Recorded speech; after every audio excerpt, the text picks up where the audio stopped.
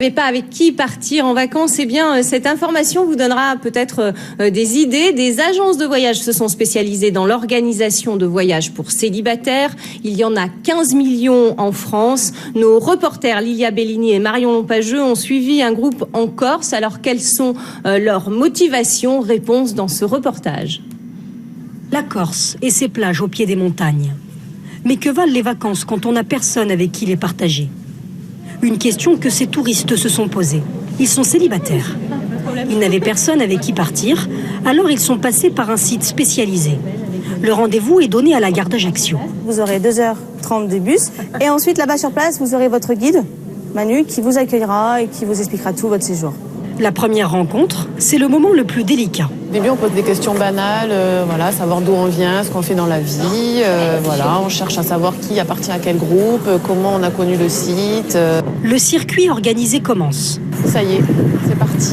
Direction Serriera, un petit village. Première activité proposée, la plage. L'occasion de discuter, se découvrir. Mais Élodie, originaire de Toulouse, n'est pas forcément là pour trouver l'amour, dit-elle. L'amour, on le recherche tout le temps, j'ai envie de dire, mais après, il n'y a pas d'endroit pour le trouver. Donc après, on va faire des rencontres. Si ça se solde par plus, tant mieux. Sinon, il n'y a pas de problème. Je ne suis pas là pour ça. Ce n'est pas mon objectif premier. L'objectif premier, pratiquer la randonnée en groupe. Olivier a déjà participé à ce type de séjour. Mais jamais il n'a eu de relation amoureuse grâce à ces voyages organisés. Après, de garder des relations avec des gens, c'est très compliqué parce que souvent on ne vient pas du même endroit, etc. Donc des fois on s'écrit un peu au départ et puis après, laisse tomber. Le marché des vacances pour célibataires est un secteur en pleine expansion. Une des agences qui a organisé ce voyage existe depuis 3 ans.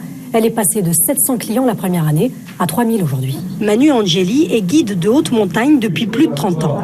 Le nombre de voyageurs solos sur son circuit ne cesse de croître. On voit de plus en plus. C'est peut-être la vie moderne, je sais pas. Peut-être que les gens sont de plus en plus seuls dans les villes. Le profil des touristes célibataires, citadins et actifs, comme la plupart des personnes dans ce groupe. Leur première journée de vacances s'achève. Autour d'un verre, l'ambiance se détend. Santé. Leur séjour d'une semaine en Corse s'annonce prometteur.